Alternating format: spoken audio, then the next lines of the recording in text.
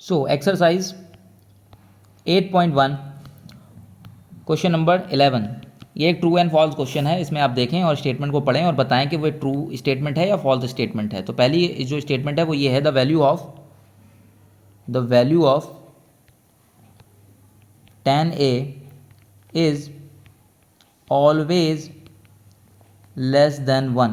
बोल रहा है कि जो tan A है आपका, उसकी जो वैल्यू है वो हमेशा लेस देन 1 होगी, यानी कि 1 से छोटी होगी। tan थीटा का फॉर्मूला क्या होता है बताइए?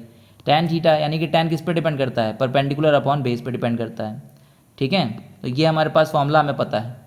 ठीक है, अब ये बोल रहा है कि इसकी वैल्यू हमेशा लेस देन 1 होगी। इसका मतलब tan थीटा की वैल्यू, अब यहाँ बोल रहा है कि भाई इसकी वैल्यू जो है वो हमेशा 1 से छोटी होगी। इसका मतलब तो यही हुआ ना कि परपेंडिकुलर अपॉन बेस की वैल्यू हमेशा 1 से छोटी होगी। इसका मतलब तो यही हुआ कि परपेंडिकुलर हमेशा बेस से छोटा होगा, है कि नहीं? यहाँ से आप नहीं समझना चाहते तो यहाँ से देखिए, ये बोल रहा है कि परपेंडिकुलर अपॉन बेस यानी कि tan थीटा की वैल्यू, और ये बोल रहा है कि tan थीटा की वैल्यू 1 से छोटी है। तो ये 1 से छोटी कब आएगी? जब बेस बड़ा होगा। किससे? परपेंडिकुलर से। भाई डिनोमिनेटर जब बड़ा होगा परपेंडिकुलर से, तभी तो ये वैल्यू 1 से छोटी आएगी। ठीक है ना? तो इसका मतलब ये कह रहा है कि बेस हमेशा बड़ा होगा। किससे? परपेंडिकुलर से। ऐसी तो कोई कंडीशन नहीं पड़ी भाई। पूरा राइट एंगल ट्रायंगल हमने पढ़ लिया, पाइथागोरस थ्योरम पढ़, वहाँ तो ऐसा कुछ नहीं आया। हाँ, ये बोलते हैं कि hypotenuse the longest side, hypotenuse सबसे बड़ी साइड होती है क्योंकि 90 डिग्री के सामने बनती है। लेकिन परपेंडिकुलर बेस के लिए तो कभी ऐसा नहीं आया कि नहीं परपेंडिकुलर तो छोटा ही होगा जी, हमेशा बेस हमेशा बड़ा होगा। ऐसा तो हमने कहीं नहीं पढ़ा। नहीं पढ़ा तो यहाँ देख लीजिए। ठीक है ना? देखिए अभी आपको दिखाते हैं। लेट से ये एक राइट एंगल ट्रायंगल है, ठीक है ना? ये आपका लेट से एंगल ए है, ठीक है, ये बी है, ये सी है। तो ये आपका परपेंडिकुलर हो गया, ये आपका बेस हो गया। देखिए लगभग बराबर दिख रहे हैं। ठीक है, अब आप क्या कीजिए, इस बेस को छोटा कर दीजिए। ये देखिए, क्या ये राइट एंगल ट्रायंगल नहीं बन रहा है? ठीक है ना? क्या इसमें tan A नहीं निकाल सकते आप? बिल्कुल निकाल सकते हैं। ठीक है ना? ओके, ठीक है ना? तो यहाँ पर आप देखें जो बेस है वो छोटा हो गया, ठीक है, और परपेंडिकुलर आपका बड़ा हो गया। ठीक है, और जबकि ये क्या कह रहा है कि बेस जो है वो आपका हमेशा इस परपेंडिकुलर से बड़ा ही होगा, तभी तो ये लेस देन 1 आएगा। जबकि ऐसा इस फिगर में अगर आप देखें तो बेस छोटा है। ठीक है, हाँ, ये बिल्कुल नहीं कहा जा रहा है कि ऐसा हो नहीं सकता, बिल्कुल हो सकता है। ये बेस भी बड़ा हो सकता है। ये देखिए आपका बेस बड़ा ले लिया हमने, ठीक है, राइट एंगल ट्रायंगल बना दिया, यहाँ परपेंडिकुलर को छोटा कर दिया। ठीक है, बिल्कुल पॉसिबल है, कोई मना नहीं। ठीक है ना? बेस यहाँ बड़ा हो गया है, लेकिन क्या हमेशा ऐसा होगा? ये ज़रूरी नहीं है। हो भी सकता है, नहीं भी हो सकता। बेस बड़ा हो भी सकता है परपेंडिकुलर से, नहीं भी हो सकता, छोटा भी हो सकता है। तो बेस और परपेंडिकुलर पे कोई बाउंडेशन नहीं है। बट हाँ, जो एच है वो हमेशा सबसे बड़ा साइड होगा। ठीक है, तो इसलिए ये स्टेटमेंट हो गया गलत।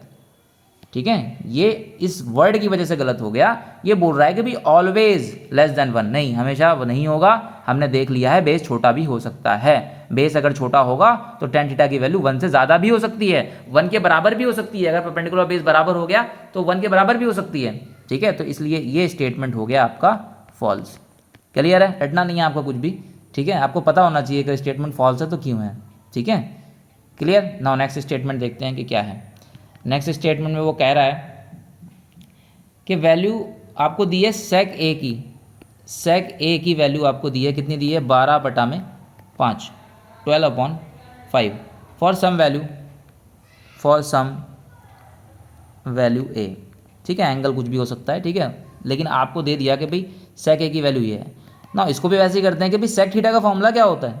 Base upon hypotenuse cos theta होता है। कॉस थीटा का रेसिप्रोकल होता है ये सेक थीटा।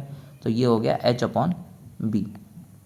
ठीक है, अब यहाँ अगर आप देखें तो 12 दिया हुआ है, 5 दिया हुआ है। ठीक है, तो यानी कि ये वाली साइड बड़ी है और ये वाली साइड छोटी है। और यहाँ हाइपोटेन्यूज को अगर हम देखें तो हाइपोटेन्यूज बड़ी है और बेस छोटा होता है। हमें पता है ये hypotenuse is the longest side. ठीक है, hypotenuse is the longest side. ठीक है कि नहीं? तो इसका मतलब यहाँ पर जो गिवन है वो एक पॉसिबल चीज़ लग रही है कि नहीं लग रही? कि हाइपोटेन्यूज हो सकता है, ये बिल्कुल हो सकता है। अगर रेशियो की हम बात करें तो हमें ये पता है कि H/B निकालेंगे वो हमेशा जो न्यूमरेटर है वो ज़्यादा ही होगा एज कंपेयर टू बेस। क्यों? क्योंकि hypotenuse is the longest side of a right angle triangle. तो इस वजह से सेक ए ये बिल्कुल एक पॉसिबल कंडीशन है, हो सकती है। इसका मतलब ये क्या है, ये एक ट्रू स्टेटमेंट है। ठीक, थर्ड स्टेटमेंट पर आते हैं। तो थर्ड स्टेटमेंट को अगर आप देखें तो वहाँ क्या दिया हुआ है, cos A is abbreviation used for cos second of angle A, cos second, ठीक है।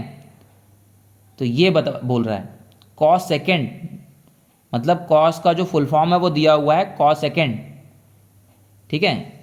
तो कॉस का फुल फॉर्म उसने क्या दे दिया, फुल फॉर्म उसने दिया है कॉस सेकेंड, नहीं, ये फुल फॉर्म जो होता है वो कॉसेक के लिए यूज़ करते हैं हम लोग, कॉसेक हम लोग पढ़ते हैं ना, कॉसेक ए, तो ये कॉसेक के लिए यूज़ होता है, ठीक है। तो ये इसका फुल फॉर्म बिल्कुल भी नहीं है, तो इसलिए हम इसको लिखेंगे ये एक फॉल्स स्टेटमेंट है, ठीक है, क्लियर।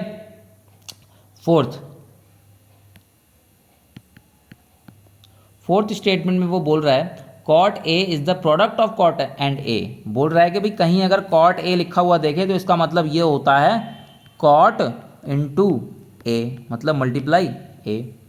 क्या ऐसा होता है क्या, ये तो बिल्कुल ही गलत स्टेटमेंट है।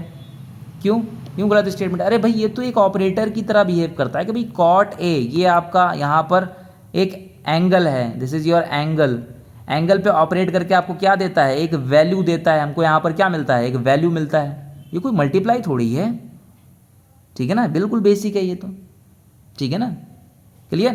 तो ये वाला स्टेटमेंट तो बिल्कुल ही फॉल्स है, दिस इज फॉल्स स्टेटमेंट, ठीक, clear. Now fifth statement, last statement क्या कह रही है, sine theta is equal to 4/3 for some theta.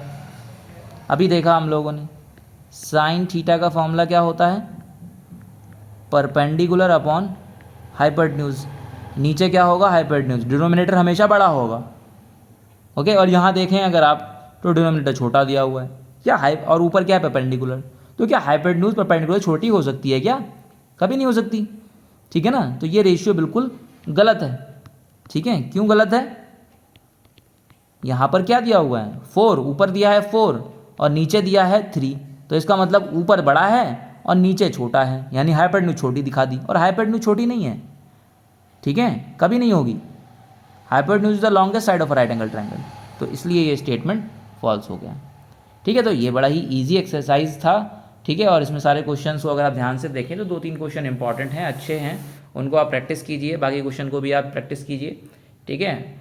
तो अब इतना हमको पता लग गया है, ये चैप्टर कंप्लीट जब हम करेंगे पूरा तो और भी आपको बहुत सारी चीज़ें सीखनी है अभी।